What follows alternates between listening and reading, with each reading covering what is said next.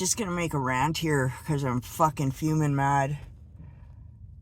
Sitting outside Medicine Hat Community Housing right now as I walked out rather than go postal. I tell you, man, I'm ready to fucking snap.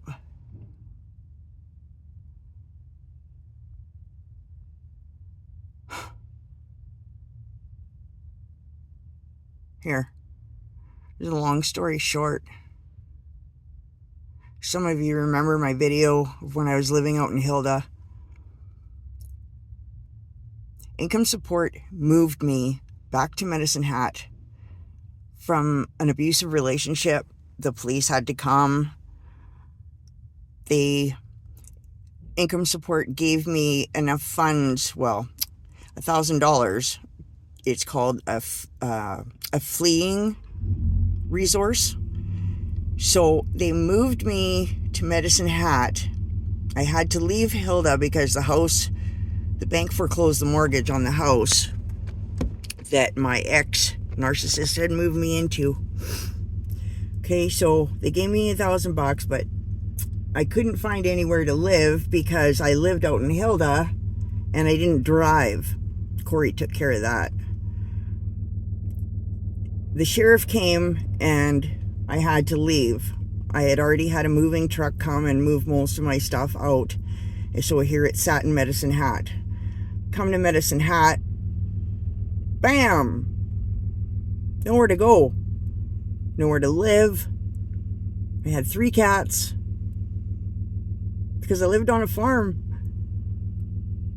So not only was that leaving that relationship traumatic, but coming to a place in the winter time and not having a place to call home was frustrating as well. Most of you, some of you, have been through this little journey with me here and there. Anyways, I'm going to try and pull myself together here. I'm just so fucking overwhelmed. Anyway, for 4 years, since 2019, I have been looking for a place to call home. I'm not sure how income support can just move me from a fleeing relationship and just leave me with no resources to find a place to go or to move or to help me. I couldn't stay. They wanted me to go to the shelter. They have a program with the SPCA where the SPCA will hold your animals for 2 weeks while housing helps you find appropriate accommodations. I almost did it. Newsflash, housing doesn't allow pets, so they would have tricked me out of my cats. Ain't happening. So I've been choosing to try to find my own place because I've had no fucking choice. I've been to the MLA here in Medicine Hat. Mr. Drew signed some papers. That was, 3 years ago. I can't get help.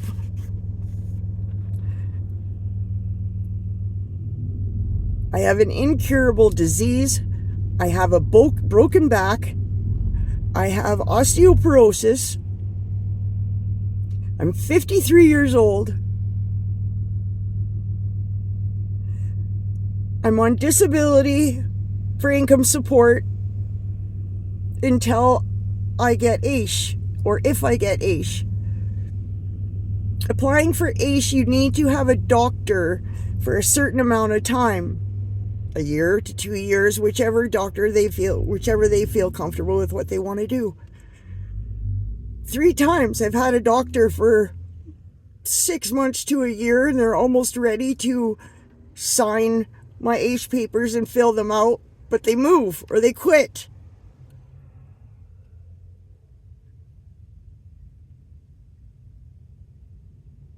I'm getting the runaround from doctors. I have Morgellons disease. There, I said it.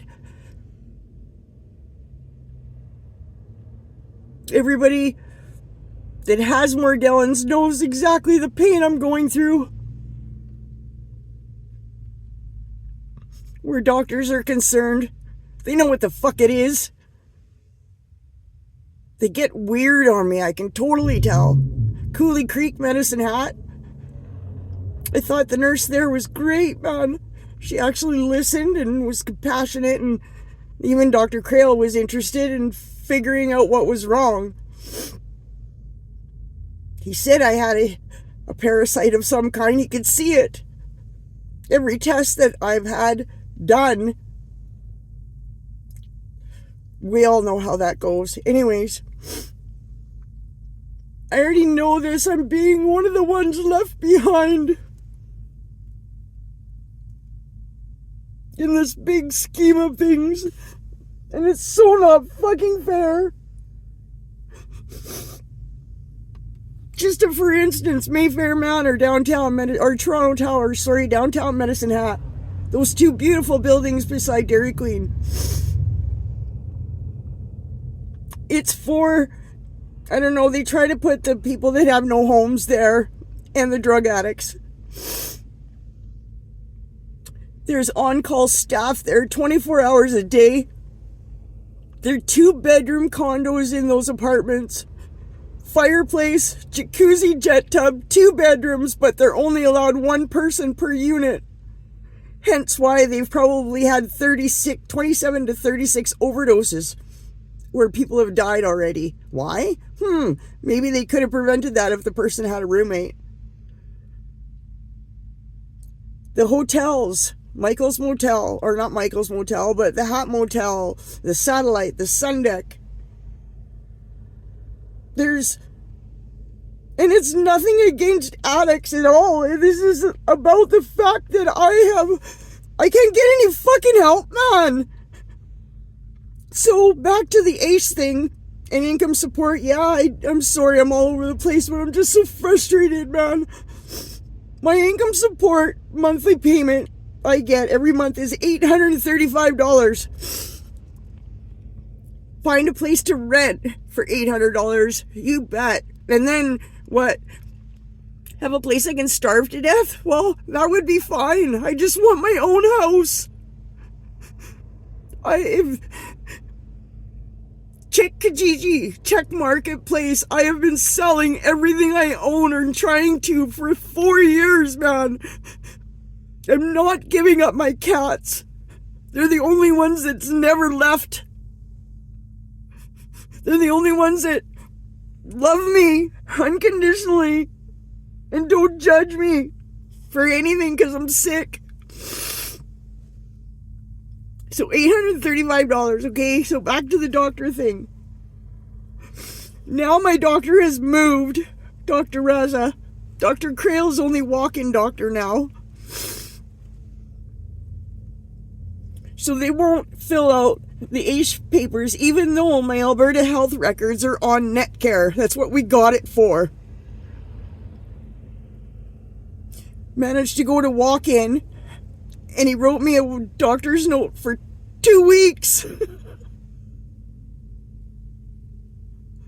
All my bills are behind this month. My rent, my storage unit. I've had my storage for 4 years, and I haven't been late once.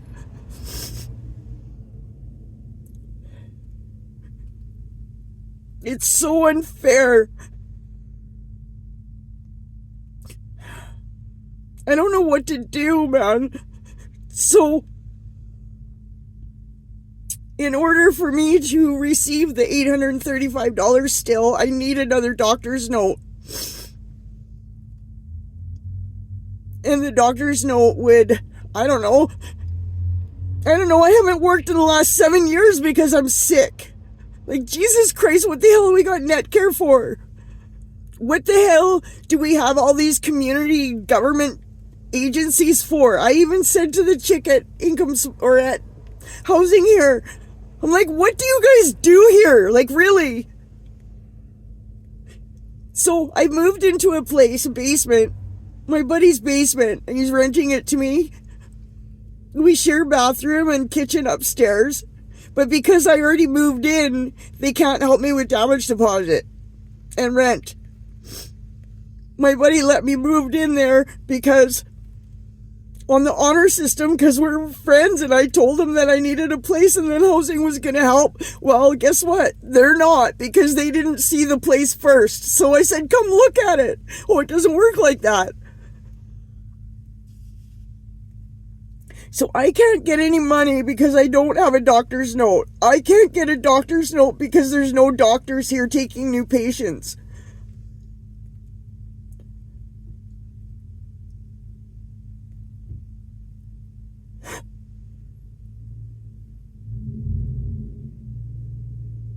And I'm not getting rid of my cats.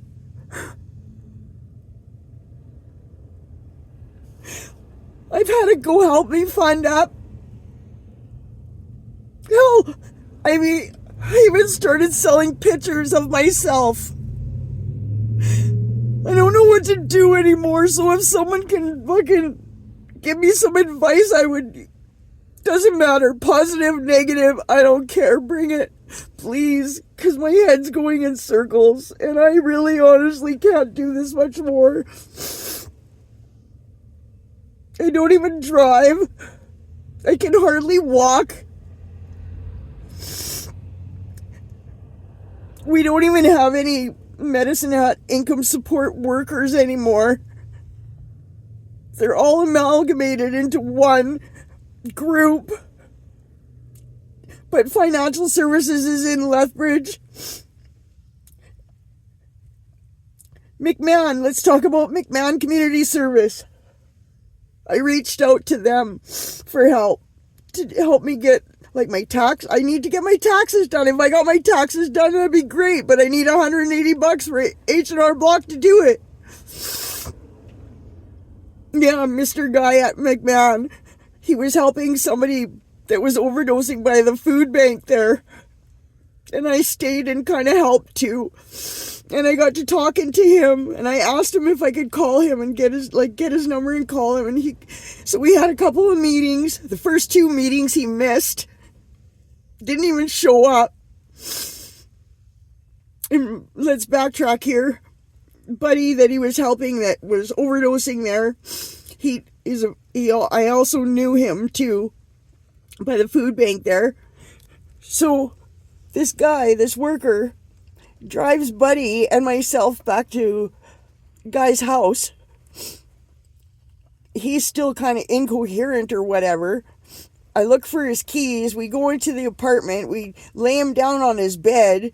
Buddy charges his phone for him, sits there with him for an hour, as well as I did too, and we're sitting there chit-chatting about my stuff and what I would require if he could help me with. This same guy that overdosed another situation with him, not overdose another time, but another situation working with one of the other workers at McMahon, he took her gambling.